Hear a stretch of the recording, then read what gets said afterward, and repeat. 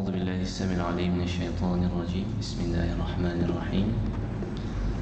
الحمد لله رب العالمين، وبه نستعين على أمور الدنيا والدين، والصلاة والسلام على أشرف الأنبياء والمرسلين سيدنا ومولانا محمد وعلى آله وأصحابه وذريته ومن تبعهم بإحسان إلى يوم الدين. أما بعد، قال رب اشرح لي صدري ويسر لي أمري واحلل عقدة من لساني يفقهوا قولي. سبحانك لا علم لنا إلا ما علمتنا إنك أنت العليم الحكيم، ولا حول ولا قوة إلا بالله العلي العظيم. السلام عليكم ورحمة الله تعالى وبركاته.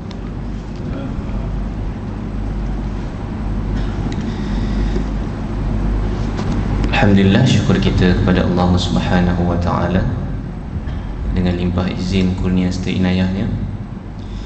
Allah Subhanahu wa Ta'ala masih memberi kita peluang, masih memberi kita hayat, masih memberi kita peluang untuk bernafas, untuk sama-sama kita hadir pada malam ini, datang salat maghrib, fardu maghrib secara berjemaah di tempat azan diazankan. Kemudian sementara kita menunggu fardu isya, dan kita sama-sama mendengar sedikit perkongsian yang mudah-mudahan perkongsian pada malam ini membawa berkah, membawa ilmu yang baru, membawa satu input yang mungkin kita biasa dengar dan juga yang mungkin belum pernah kita dengarinya. Tuan-tuan dan puan-puan dirahmati Allah Subhanahu wa Ta'ala, selawat dan salam ke atas junjungan Nabi sallallahu alaihi wasallam. Allahumma salli ala sayyidina Muhammad wa ala ali sayyidina Muhammad.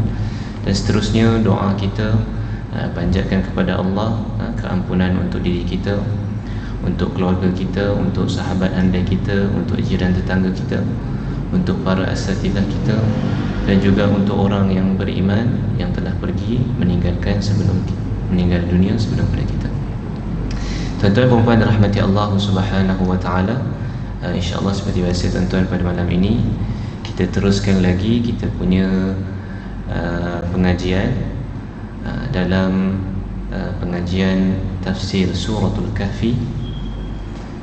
Perjalanan insya-Allah tuan-tuan dan puan seperti biasa kita akan baca dulu suratul Kahfi, ayat yang kita akan go through pada malam ini, iaitu pada ayat yang ke 13. Kita akan mula pada ayat yang ke-13 suratul Kahfi. Suratul Kahfi berada pada juzuk yang ke-15. Okey, muka surat 294 pada malam ini. Ayat yang ke-13, muka surat sebelah kiri bawah. Tuan-tuan yang ada mushaf boleh buka mushaf lah. Yang nak menggunakan apa jua bentuk gadget elektronik, tafadhalu, dipersilakan. Saya baca, tuan-tuan ikut insya-Allah. Ayat yang ke-13 suratul Kahfi, juzuk yang ke-15. A'udzu billahi minasy syaithanir rajim.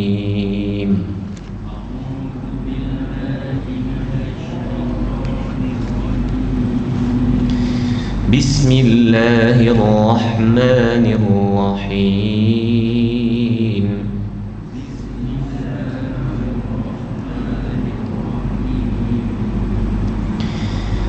نحن نقص عليك نبأهم بالحق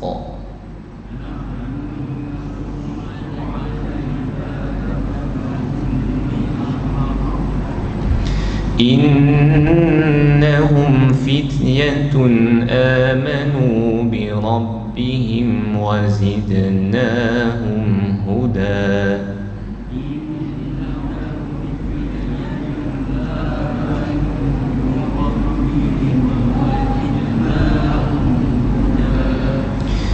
وربطنا على قلوبهم إذ قاموا فقالوا ربنا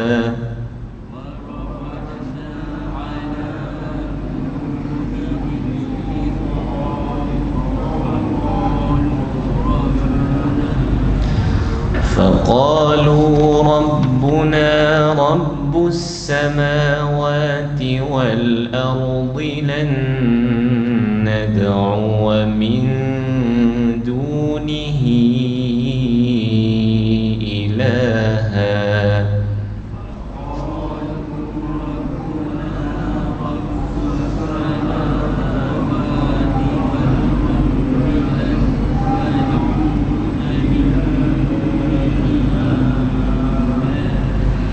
لقد قلنا إذا شططا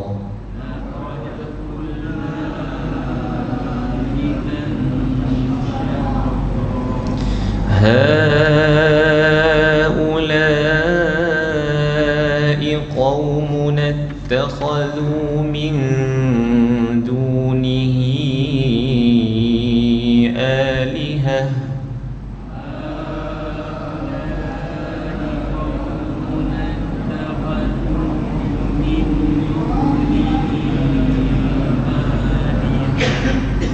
لولا يأتون عليهم بسلطان بين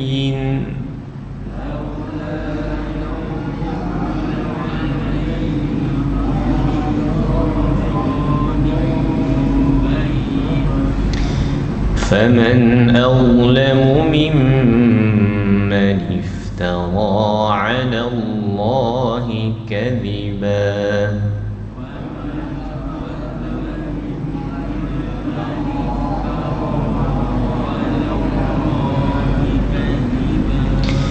وإذ اعتزلتموهم وما يعبدون إلا الله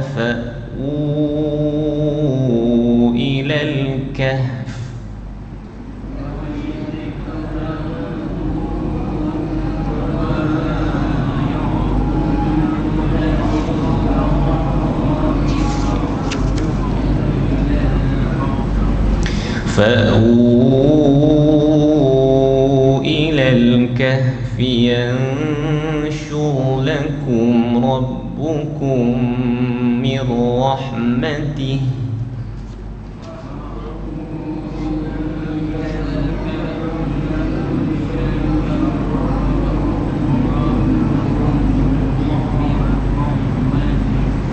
ويهيئ لكم من أمركم مرفقا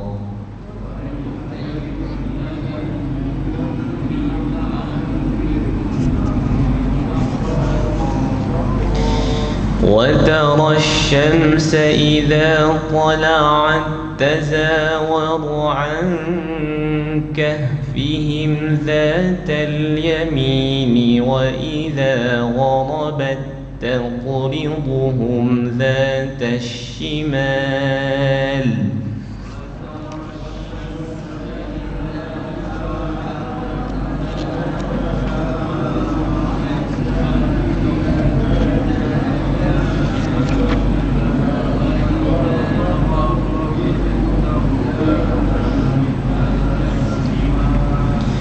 وإذا غربت تقرضهم ذات الشمال وهم في فجوة منه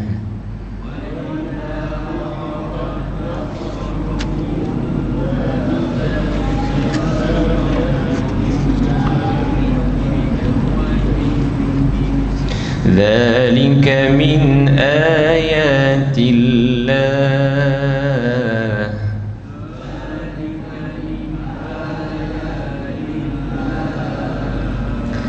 من يهد الله فهو المهتد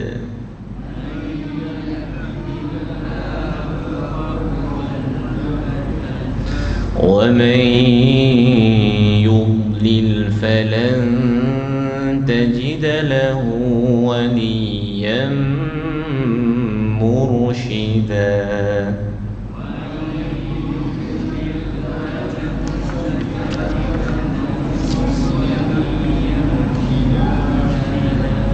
Sadaqallahul azim.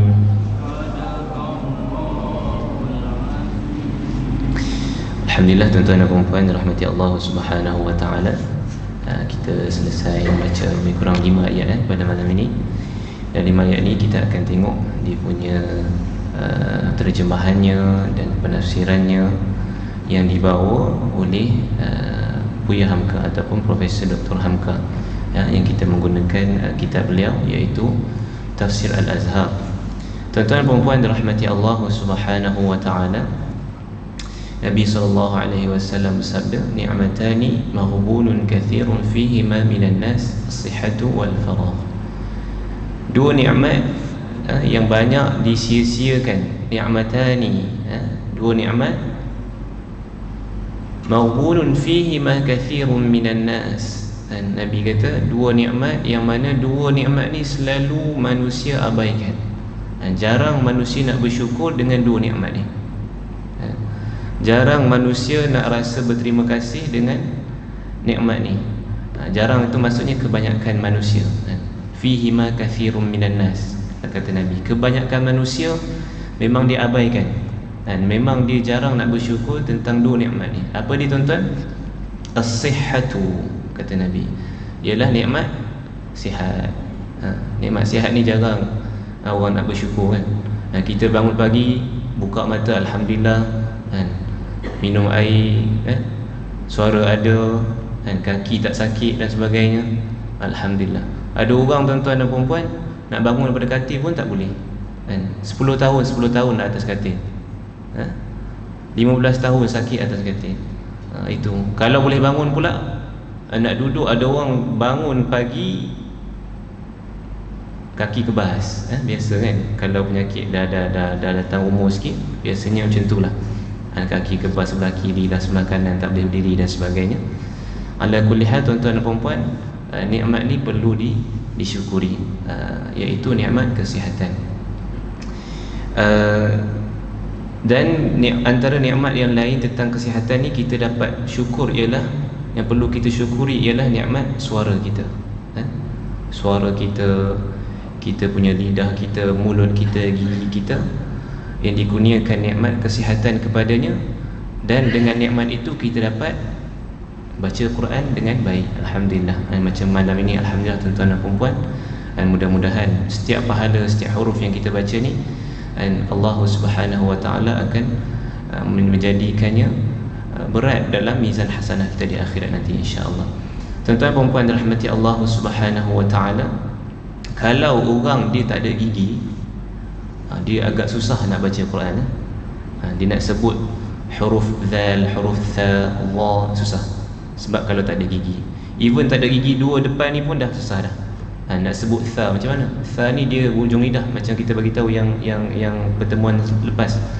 Tha, zal dengan wa, dia ialah huruf hujung lidah, makhraj dia. Dan kalau nak sebut dia, kena kacip sikit kan, kena kacip sikit lidah tu. Wa il, tadi kita baca wa id'tazaltumuhum il awal fityatu. If tu kita kena kepit sikit lidah kita dengan kedua gigi. Kalau tak ada dua gigi depan ni, susah sikit lah. Dia lompong macam mana dah. Nak sebut fa pun susah juga kalau tak ada gigi depan. Fa'u ilal kahfi. Dia Allah Subhanahu wa taala cipta gigi ni, gigi manusia ni cantik, tuan-tuan. Setiap gigi tu dia macam ada rongga, ada angin boleh masuk. So kalau kita nak sebut fa tu cantik. Kalau gigi palsu dia biasa rapat, dan angin tak dapat lalu di rongga-rongga gigi tu. Jadi sebutannya dia kurang cantik lah, kurang sedap didengar. Betul-betul juga, tapi tidak begitu tepat. Jadi tuan-tuan dan puan-puan, bagi yang ada gigi lagi, alhamdulillah kita kena syukur. Dan satu lagi nikmat lidah. Lidah ni kalau pendek sikit memang bunyi pelik sikit lah. Nak sebut ra bunyi lain sikit, nak sebut sad bunyi lain sikit. Jadi kita yang alhamdulillah lidah sempurna, normal ni, kena syukur juga. Tuan-tuan dan puan-puan rahmati Allah Subhanahu wa taala, sekarang ni musim, tak tahulah musim apa, musim sakit tekak kot. Saya tak pasti. Pegawai masjid ni semua kena. Saya hari Jumaat lepas bengkak sini, bengkak dekat tekuk ni, tengkuk. Ambil lah MC 2-3 hari. Sebab tak boleh baca. Dia kalau baca banyak tu jadi panas. Kita minum air banyak dah. Tapi bila cakap dia okey, sikit-sikit okey. Tapi bila baca banyak, kalau kena baca al-mulk tu, dia jadi panas di sini. Saya tak pasti kenapa. So pergi jumpa doktor kata ni kena MC lah. Okey. Itu. Kemudian dah habis tengkuk, datang pula sesemua. Biasalah disangkut kan. Doktor kata sesemua ada, demam ada. Saya cakap tak ada, semua tak ada. Dia kata okey, biasanya ini datang benda-benda ni. Tapi alhamdulillah demam tak ada. Tapi sesemua pula. Okay. Sesemua dah hilang dah. Datang pula apa orang kata mati ikan. Biasa dengar kan mati ikan. Dekat gusi lah, dekat lidah dan sebagainya. Saya kena dekat lidah pula. Ini lidah kita, kalau kita angkat dekat sini, sakit lah. Aduh, masya-Allah. Nak sebut huruf-huruf yang dal, ta, ta susah sebab dia kena dekat gigi. So sakit. Itu tuan-tuan dan puan-puan. Bila kita sihat, kita tak terfikir benda ni. Bila kita kan sakit, sakit rupanya, macam ni. Rupanya kena syukur betul-betul lah nikmat sihat ni tuan-tuan dan puan-puan rahmati Allah Subhanahu wa taala. Itu yang pertama, nikmat sihat, kesihatan. Kita dapat datang masjid, dapat bekerja dan sebagainya. Dan yang keduanya, kata Nabi sallallahu alaihi wasallam, satu lagi nikmat yang sering manusia lupakan, tidak ambil berat akan nikmat ni ialah al-faragh, iaitu masa lapang. Nikmat masa lapang antara nikmat yang Nabi kata ramai yang orang tak jaga. Orang tak rasa pun itu satu benda yang perlu disyukuri, nikmat masa lapang. Ada orang terkejar-kejar tuan-tuan, daripada pagi nak kejar train ke, nak kejar kereta ke, tak nak jam, nak pergi kerja, balik petang. Kemudian hantar anak tuition pula. Sampai habis Aisyah, dah penat tidur. Berulanglah 50 tahun, aku pencen, aku nak datang masjid, azamnya. Habis pencen, ada projek pula kan, ada projek dekat kampung ke, ada meniaga dan sebagainya. Dah sampai inna lillahi wa inna ilaihi raji'un, orang sembahyangkan dia, itulah kali pertama dia datang masjid. Na'udzubillahi min dzalik. Itu bahaya tuan-tuan dan puan-puan. Jadi antara nikmat yang kita perlu syukuri ialah nikmat masa lapang. Kadang-kadang kita ni memang rasa tak ada masa kan? Kita rasa tak ada masa untuk kita berikan untuk jalan Allah, untuk masa untuk datang masjid. Tetapi sebenarnya kita ada masa tu, cuma kita je nak atau tak nak. Tuan-tuan dan puan-puan rahmati Allah Subhanahu wa taala. Itulah dua nikmat yang Allah Subhanahu wa taala melalui lisan Nabi sallallahu alaihi wasallam suruh kita syukur, iaitu nikmat kesihatan dan juga nikmat masa lapang. Tuan-tuan dan puan-puan rahmati Allah Subhanahu wa taala, ayat kita bermula pada ayat yang ke-13. Ayat yang ke-13, nahnu naqussu 'alaika naba'ahum bil haqq innahum fityatun amanu bi rabbihim wa zidnahum huda. Yang bermaksud, kami ceritakan kepada engkau wahai Muhammad cerita mereka itu dengan benar. Cerita apa? Cerita tentang Ashabul Kahfi. Okey, sebab kita masih lagi dalam tajuk tentang Ashabul Kahfi. Innahum fityatun amanu bi rabbihim wa zidnahum huda. Sesungguhnya mereka itu adalah fityah. Mereka itu ialah Ashabul Kahfi, itu ialah fityah, pemuda-pemuda, yang mana mereka ini pemuda tadi amanu bi rabbihim, mereka ini beriman dengan Tuhan mereka, iaitu Allah, wa zidnahum huda, dengan berkat mereka beriman dengan Allah dalam keadaan yang susah payah itu, Allah Subhanahu wa taala tambahkan pula kepada mereka hidayah daripada Allah Subhanahu wa taala. Tuan-tuan dan puan-puan dirahmati Allah Subhanahu wa taala, kita dah pernah terangkan pada pertemuan yang lepas bahawa Ashabul Kahfi ni dia ialah fityah, dia ialah pemuda-pemuda. Maknanya dia pemuda yang kuat lah. Dia boleh lari daripada kaum dia boleh panjat bukit gua tu, dan dia boleh duduk dalam tu. Itu ialah pekerjaan orang muda yang boleh lakukan. Kemudian mereka ini, dalil mereka ini beriman atau tidak, ini ada amanu bi rabbihim. Mereka ini ialah orang-orang yang beriman kepada Allah Subhanahu wa taala. Dan ditambah pula wazidnahum huda, dan ditambah pula petunjuk kepada mereka, lalu bertambahlah iman mereka, kuatlah iman mereka. Sebagaimana kalau kita tengok ayat dalam surah Ali Imran ayat 173, Allah berfirman, alladzina qala lahumun nas innan nas qad jama'u lakum fakhshawhum fazadahum imana wa qalu hasbunallahu wa ni'mal wakil. Kata Nabi SAW, iman ni dia boleh apa? Dia yazid wa yanqus. Iman ni dia boleh naik turun. Ada masa iman ni naik, kita dengar ceramah ke, kita tengah baca Quran ke, kita datang masjid, ustaz pula ceramah berapi-api ni, pam tentang akhirat, tentang syurga, neraka dan sebagainya, iman ketika itu boleh naik.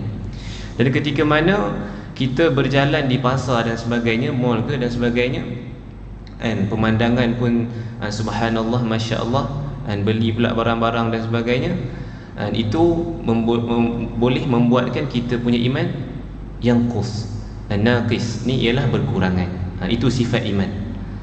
Tetapi apa yang kita perlu buat, kita perlu sentiasa berdoa kepada Allah agar diberikan keimanan yang mantap, penambahan iman yang sentiasa. Seperti mana ketika mana sahabat-sahabat Nabi SAW, mereka ditekan, dikepung oleh para musuh Islam, kafir Quraisy ketika itu,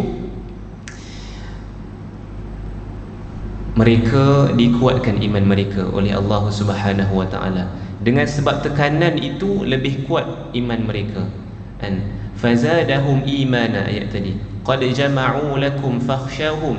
Orang-orang kafir ketika itu dia kepung sahabat-sahabat ni, ditekan sahabat-sahabat ni untuk fakhshawhum, untuk nak menakut-nakutkan sahabat-sahabat. Tetapi apa sahabat buat? Sahabat tidak takut, dan kepungan itulah membuatkan mereka fazadahum imana, bertambah pula mereka punya iman ketika itu. Dan mereka berkata hasbunallah wa ni'mal wakil, Allah lah sebaik-baik tempat kami berharap. Kemudian ada satu ayat lagi, tuan-tuan dan puan-puan, wa idza ma unzilat suratun faminhum man yaqulu ayyukum zadathu hadhihi imana. Ini juga satu lagi, apabila orang kafir menekan orang Islam ketika itu, dan orang Islam tidak rasa tertekan, bahkan keimanan mereka kepada Allah Subhanahu wa taala bertambah. Itulah ulama kata iman ini yazid wa yanqus, boleh bertambah, boleh berkurang. Dan orang-orang ataupun ashabul kahfi ni, keimanan mereka bertambah, ditambahkan hidayat, ditambahkan keimanan kepada mereka. Even mereka ditekan oleh raja-raja mereka, oleh keluarga-keluarga mereka, oleh pembesar-pembesar pada zaman mereka, mereka tidak peduli dan teruskan amanu bi rabbihim, beriman dengan Tuhan mereka. Itu ayat yang ke-13. Tuan-tuan dan puan-puan rahmati Allah Subhanahu wa taala, kalau kita tengok cerita seorang sahabat Nabi sallallahu alaihi wasallam, Mus'ab bin Umair, dan kita biasa dengar kan Mus'ab bin Umair. Mus'ab bin Umair ni siapa tuan-tuan? Dia ialah orang yang pertama pergi ke Madinah buat dakwah. Dia ialah orang kata apa, pembuka Madinah. Ketika mana Nabi tak sampai lagi Madinah, Mus'ab bin Umair ni dia sampai dulu.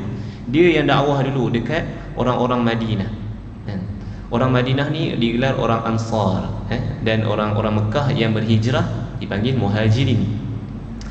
Dan Mus'ab bin Umair ni tuan-tuan, dia mendapat tentangan yang hebat daripada ibu dia, ketika mana dia nak peluk Islam.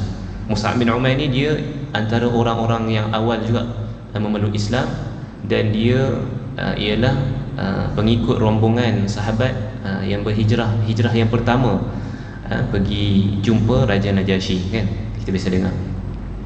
Mus'ab bin Umair, tuan-tuan dan puan-puan, apabila dia masuk Islam, dia bagi tahu mak dia, tapi mak dia halang dia. Mak dia ni sayang dia, tapi mak dia tak nak dia ikut Islam, ikut ajaran Nabi Muhammad. Lalu mak dia kurung Mus'ab bin Umair ni, tak bagi makan dan sebagainya, suruh kembali kepada agama nenek moyang mereka. Tetapi Mus'ab bin Umair tolak, biarlah tak makan pun, yang penting dia beriman dengan ajaran Nabi Muhammad sallallahu alaihi wasallam. Itu tuan-tuan dan puan-puan, kita hari ni selesa tuan-tuan. Dan kita bangun pergi sembahyang, mengucap syahadah, solat, zakat, puasa dan sebagainya, tak ada siapa nak halang kita. Berbeza cabaran-cabaran yang dilalui oleh sahabat-sahabat Nabi. Begitu juga cabaran yang dilalui oleh Ashabul Kahfi untuk menyatakan keislaman, untuk meneguhkan keimanan kita. Tuan-tuan dan puan-puan, kalau biasa tengok video-video di YouTube lah, biasa orang upload kan, tentang bagaimana dakwah, street dakwah orang-orang US kan. Dia biasanya dia pergi dekat padang tu, dekat taman permainan tu, dia dakwah tentang Islam dan sebagainya. Itu mereka ada ilmu. Mereka tu bukan biasa-biasa lah nak bagi dakwah, nak terangkan tentang Islam, sampai ada nak gaduh-gaduh dengan orang putih ni. Kita orang kata apa, sesuai dengan kita punya level lah. Kalau kita tak mampu nak berdakwah dekat non-Muslim, kita bermula dengan menjaga akidah isteri kita, anak-anak kita, adik-beradik kita dan sebagainya. Itu juga ialah satu dakwah untuk kekalkan. Kita ni bukan melakukan, orang kata apa, amal bil ma'ruf sahaja, bukan melakukan menyuruh orang buat kebaikan saja, tetapi nahi anil munkar pun kena buat juga. Kena halang orang daripada kemungkaran. Kemungkaran yang paling besar tuan-tuan ketika ini ialah kemungkaran akidah. Tuan-tuan, banyak seleweng sekarang ni. Ni kita biasa dengar yang terbaru apa? Hadi minallah. Biasa dengar Hadi minallah. Ni terbaru. Sekarang ni masih dalam siasatan Jabatan Agama lah. Mereka tengah siasat. Tapi memang dia, dari segi zahir dia kita tengok lain macam, memang seleweng. Ketua ni, Tok Guru ni, Hadi ni, dia daripada negara sebelah, Indonesia. Dia datang, dia bertapak di Kelang. Dan dia memang something lah. Dan dia siap, ajaran dia siap ada majlis convocation lah, lepas sijil dan sebagainya. Tapi yang pelik dia dalam video tu, dia pula peluk tangan, peluk lah, salam perempuan dan sebagainya. Ajaran Islam tidak macam tu. Ajaran Islam yang kita boleh pegang dan kita boleh sentuh ialah wanita yang menjadi isteri kita, anak-anak kita, dan yang diterangkan oleh Allah dalam ayat apa? Hurrimat alaikum ummahatukum wa banatukum wa akhawatukum wa ammatukum wa khalatukum wa banatul akhi wa banatul ukht wa ummahatukum allati arda'nakum wa akhawatukum minar radha'ah wa ummahatu nisaikum wa rabaibukum allati fi hujurikum min nisaikum allati dakhaltum bihin fa in lam takunu dakhaltum bihin fala junaha alaikum. Itu mereka-mereka ini. Kita boleh tengok ayat ni dekat Suratun Nisa. Kita buka juzuk yang keempat, akhir juzuk yang keempat. Muka surat tu ada bawah tu, setengah muka, lebih sikit pada setengah muka. Kalau kita nak tahu apa yang muhrim kita, itu kita boleh tengok mahram kita boleh tengok dekat situ senarai dia, mak kita dan sebagainya. Juzuk 4 akhir sekali, juzuk 4 muka surat last sekali, di bawah. Itu ialah kita boleh tengoklah siapa yang kita tidak boleh kahwini, maknanya kita boleh sentuh dan sebagainya. Itu sahaja. Anak murid ke, anak buah ke, anak angkat ke, anak kesayangan ke, murid kesayangan ke, semua tak boleh. Semua tak boleh. Jadi kena hati-hati. Kalau ada ajaran tengok Tok Guru boleh pegang isteri kita, itu kita penumbuk muka dia. Mana boleh. Kan bahaya. Jadi tuan-tuan dan puan-puan dirahmati Allah, itulah kemungkaran yang besar yang kita perlu halang. Ikut kita punya level lah. Kalau kita nak pergi ceramah orang besar yang kita tak mampu, tak apalah. Kita yang kecil-kecil ni dulu kita jaga. Tuan-tuan dan puan-puan dirahmati Allah Subhanahu wa ta'ala. Ayat yang ke-14, Allah Subhanahu wa ta'ala berfirman, وَرَبَطْنَا عَلَى قُلُوبِهِمْ إِذْ قَامُوا فَقَالُوا رَبُّنَا رَبُّ السَّمَاوَاتِ وَالْأَرْضِ لَن نَّدْعُوَ مِن دُونِهِ إِلَٰهًا لَقَدْ قُلْنَا إِذًا شَطَطًا. Dan kami teguhkan hati mereka, yakni Ashabul Kahfi, tak kala mereka berdiri mengambil sikap. Faqalu rabbuna, maka mereka pun berkata, Tuhan kami ialah Tuhan sekalian langit dan bumi. Rabbuna rabbus samawati wal ardh. Lan nad'uwa min dunihi ilaha. Dan kami tidak akan sembah melainkan Allah. Laqad qulna idzan syatata. Kerana kalau demikian, nescaya kami adalah perkataan kami melanggar kebenaran. Tuan-tuan dan puan-puan dirahmati Allah Subhanahu wa taala, Ibnu Kathir, Al-Imam Al-Hafiz Imam Ibnu Kathir dalam tafsir Quranul Azim, dia bagi tahu maksud ayat yang ke-14 ni, maksud awal ayat 14 ni, warabatna ala qulubihim, kami kunci hati mereka, kami tetapkan hati mereka dalam keimanan ni. Kata Ibnu Kathir bahawa Tuhan telah meneguhkan hati mereka, menyatukan mereka di dalam satu pendirian yang sangat bertentangan dengan pendidikan kaum mereka dan negeri tempat mereka tinggal. Maknanya Allah Subhanahu wa taala ni dah pegang kemas hati-hati mereka supaya mereka ini Ashabul Kahfi tetap dalam keadaan beriman. Kalau kita tengok tafsir Tuan Guru ni Aziz kan, dia ada bagi perumpamaan tentang warabatna ni. Dia kata satu perumpamaan, didatangkan perumpamaan apa? Botol. Botol ni tuan-tuan dan puan-puan, kalau kita tutup dia macam ni, tutup tak buka, maka apa jadi pun, ada tanah ke, ada lumpur ke, ada darah ke, air ni jadi warna apa? Stay warna ni juga. Jadi kalau iman kita mantap seperti tutup botol ni, dia menghalang hati kita daripada masuknya ajaran-ajaran yang sesat, ajaran-ajaran yang melawan syariat, ajaran-ajaran yang menyalahi ajaran ahli sunnah wal jamaah. Dan begitulah tuan-tuan dan puan-puan, Allah Subhanahu wa taala menjaga iman para Ashabul Kahfi. Dan sambung Buya Hamka sambung dalam tafsir dia, didatangkan cerita tentang cerita bagaimana perjalanan Ashabul Kahfi ni sebelum dia masuk gua.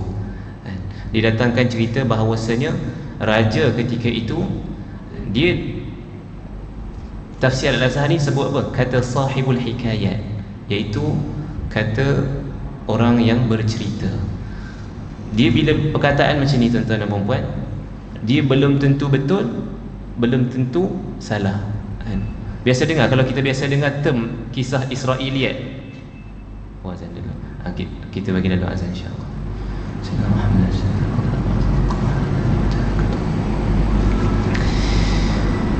Tuan-tuan dan puan-puan rahmati Allah Subhanahu wa taala, kita sambung sedikit insya-Allah.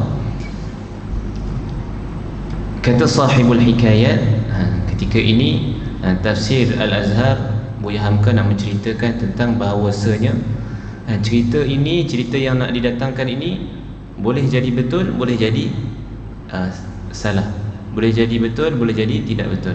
Sebab dia ialah satu kisah Israiliyat. Kita biasa dengar kan, kisah Israiliyat. Tentang kisah Israiliyat ni bukanlah kita perlu tolak 100%. Dengar je kisah Israiliyat, tak dengarlah, ini dhaif ni, ini tak ada sanad ni, ini haram dan sebagainya. Tak, jangan, nanti dulu. Nabi SAW, hadis daripada Abu Hurairah radhiyallahu anhu, Nabi SAW bersabda, kana ahlul kitab yaqra'una at-taurah bil ibraniyah, adalah orang-orang ahlul kitab. Ahlul kitab ni orang yang baca kitab-kitab Taurat ni, mereka membaca kitab Taurat dengan bahasa Ibrani. Mereka membaca Taurat dengan bahasa Ibrani. Sekarang ni bahasa Ibrani ni bahasa yang Israel pakai tu, bahasa Yahudi tu. Wa yufassirunaha bil arabiyyah li ahli al-Islam, dan mereka menafsirkan apa yang mereka cakap tu, apa yang mereka baca daripada kitab Taurat dengan bahasa Arab. Dan dua bahasa yang berlainan, li ahli al-Islam, dan mereka menceritakan tentang apa yang ada dalam Taurat tu dalam bahasa Arab kepada orang Islam. Maka di sinilah terjadi penambahan cerita. Kadang-kadang kita nak cerita ni kita tertambah-tambah. Nak pula datangnya daripada orang yang memang suka tambah cerita. Kaki cerita, cerita biasa je mana best, kena tambah baru seronok. Begitulah cara orang Bani Israel, mereka menceritakan tentang Taurat kepada orang Islam, mereka menafsirkan dengan bahasa Arab, dan terjadilah penambahan ketika itu. Tapi Nabi SAW bagi tahu apa? La tusaddiqu ahlal kitab wa la tukadzibuhum. janganlah kamu membenarkan apa yang ahli kitab ni cakap. Tetapi Nabi tak berhenti dekat situ. Nabi kata wala tukadzibuhum, dan jangan kamu dustakan pula cerita mereka. Apa maknanya? Jangan percaya bulat-bulat dan jangan tolak mentah-mentah kisah Israiliyat ni. Kita relax dulu. Kalau kemudian Nabi SAW sambung lagi, waqulu, kamu berkatalah amanna billah wa ma unzilal ayah, kami beriman dengan Allah dan apa yang Allah turunkan. Maknanya apa tuan-tuan dan puan-puan? Kisah Israiliyat ni kalau dia selari dengan Al-Quran, dengan hadis, dengan ijma' dan sebagainya, kita boleh ambil, kita boleh jadikan pedoman, kita boleh ambil dan jadikan pengajaran dalam hidup kita. Akan tetapi kalau dia ialah satu benda yang bertentangan dengan ajaran Islam, maka di situ kita boleh tolak. Jadi janganlah kita terlalu allergic dengan kisah Israiliyat. Ini kisah Israiliyat ni, sabar dulu. Memang dalam kitab ada ceritakan tentang, ada masukkan tentang kisah-kisah Israiliyat, tetapi kalau diselari dengan Al-Quran dan Sunnah, maka tak ada masalah. Seperti kata Nabi, wala tukadzibuhum, janganlah kamu buang terus cerita Israiliyat ni. Tetapi Nabi tak kata pula percaya semua. La tusaddiqu ahlal kitab, jangan kamu terlalu percaya semua. Relax. So kita tengok keadaan. Kalau berkaitan, bertepatan dengan sunnah dan ajaran Islam, maka kita boleh pakai. Ala kulli hal tuan-tuan dan puan-puan, Buya Hamka kata Ashabul Kahfi ni, raja yang memerintah ketika itu yang bernama Diqyanus. Kita pernah cerita pada pertemuan yang lepas. Dia namanya Diqyanus. Betul atau tidak nama ni? Tak tahu. Boleh jadi betul, boleh jadi salah. Kita boleh dengar saja. Kemudian apabila Ashabul Kahfi ni, ketika mana ada satu pesta tahunan dilakukan ketika itu, maka pemuda-pemuda tadi yang tidak bersetuju, yang rasa tidak sedap dengan pesta tersebut, maka mereka pun keluar daripada pesta tersebut. Di dalam ni dicerita pesta ketika itu ialah sembah lembu dan sebagainya, pesta-pesta macam itulah. Kemudian ada seorang anak muda yang keluar, dia pergi duduk di bawah satu pohon, keluar daripada majlis tu, kemudian dia pergi lepak dekat satu pokok. Ketika mana dia duduk situ, ada seorang pula datang, kemudian susuli pula dengan seorang lagi, datang lagi, sehingga cukup grup dia orang ni duduk bawah pohon tu. So masing-masing tengok aku tengok tengok aku. Nak bagi tahu segan. Kenapa duduk dekat situ. Kemudian tiba-tiba ada seorang, dia bangun, dia kata, kenapa semua duduk di sini? Dan dia berkata, dia duduk sebab dia percaya apa yang mereka buat selama ni, apa yang mereka buat di pesta ni ialah tidak betul. Dia percaya ada satu Tuhan bernama Allah. Begitu. Kemudian yang lain-lain pula, aku pun begitu. Sambut juga yang lain, aku pun macam tu. Maknanya mereka ni ialah mempunyai satu kefahaman yang sama, satu akidah yang sama. Okey. Lalu mereka pun mendirikan satu ma'bad. Dalam tafsir begitu, satu ma'bad ialah satu tempat beribadat. Satu tempat beribadat, dia seumpama masjid lah, musalla atau masjid ketika itu. Dan ketika itu mereka mendirikan solat dan sebagainya, ibadat ketika itu di dalam masjid tu. Tapi apa masalah dia? Apabila satu masa terkantoi pula. Ketika itu raja dapat tahu bahawasanya ada ajaran lain, ada Tuhan lain yang disembah oleh anak-anak muda ni.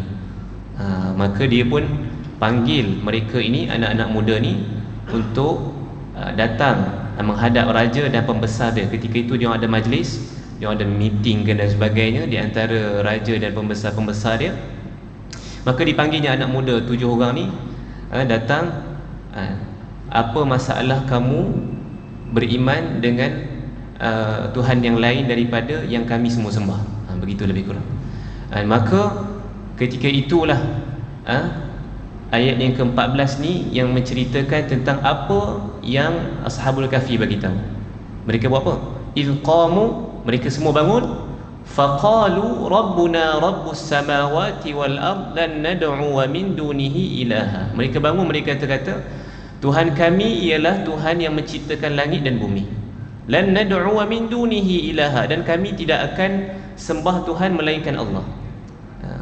Laqad qulna idzan syatata. Kalau kami sembah Tuhan selain daripada Allah, kami menjadi apa penafsiran ni tuan-tuan? Kami melanggar kebenaran. Syatata, kami, perkataan kami, kalau kami sembah selain Allah, maka bermakna kami ini melanggar kebenaran. Begitu Ashabul Kahfi. Berani dia ni. Bukan biasa-biasa lah. Dia bangun dalam majlis raja-raja tu, dia bangun, dia cerita tentang pegangan mereka. Dan ketika itulah raja dan pembesar-pembesar dia pun naik angin. Sebab apa? Apa cerita ni? Semua orang ada akidah yang sama, tiba-tiba dia pula yang lain. Dan ketika itu ayat yang ke-15 pun datang. Kita satu ayat lagi tuan-tuan. Ketika itu raja tu tanya, kata Buya Hamka, maka seketika ditanyai bagaimana sikap mereka terhadap kaum mereka sendiri, ayah bunda mereka, bahkan raja mereka sendiri dan kerajaan yang telah menerima agama pusaka adat istiadat menyembah berhala itu turun-temurun. Apakah semuanya mereka itu pandang sesat? Kata raja ketika itu, wahai Ashabul Kahfi, adakah pegangan dan sembahan berhala yang dilakukan oleh raja-raja, pembesar-pembesar, ayah ibu kamu sendiri, adakah ini nak kamu katakan sesat? Dia tanya macam tu dekat Ashabul Kahfi, raja ketika itu. Kemudian datanglah ayat 15, dan Ashabul Kahfi pun bagi tahu, haula'i qaumun attakhadhu min dunihi alihah laula ya'tuna 'alaihim bisultanin bayyin faman azlamu mimman iftara 'ala Allahi kadhiba. Ayat yang ke-15 ni ialah jawapan balas kepada raja yang bertanya soalan tadi. Mereka menjawab apa? Yes, mereka itu semuanya adalah kaum kami yang telah mengambil selain daripada Allah, meskipun untuk itu mereka tidak mempunyai alasan yang jelas. Maka siapakah lagi yang lebih zalim daripada orang yang mengada-adakan atas Allah suatu kedustaan? Tengok tuan-tuan, iman Ashabul Kahfi ni begitu kuat, begitu teguh.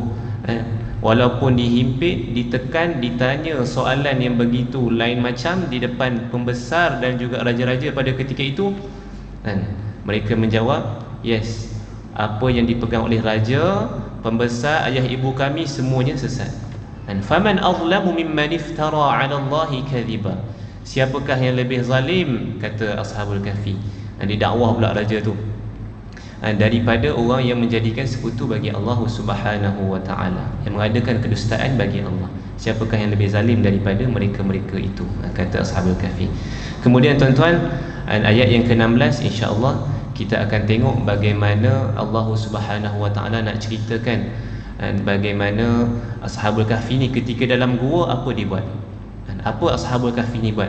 Dan ayat yang ke-17 dia ceritakan bagaimana matahari ni, kedudukan gua ketika itu, kedudukan gua yang dipilih ketika itu, dia selamat daripada pancaran cahaya matahari yang terlalu kuat sehingga kan menyebabkan 300 tahun lebih itu, 309 tahun mereka duduk dalam tu, boleh membuatkan badan mereka terbakar, terkupas dan sebagainya. Dan kalau kedudukan gua itu tak cantik, matahari tak masuk, nanti badan itu pula boleh membusuk. Ayat 17 ada ceritakan bagaimana matahari ni sedang-sedang kedudukan dia dan sebagainya. Dia menceritakan bagaimana matahari juga mainkan peranan ketika itu.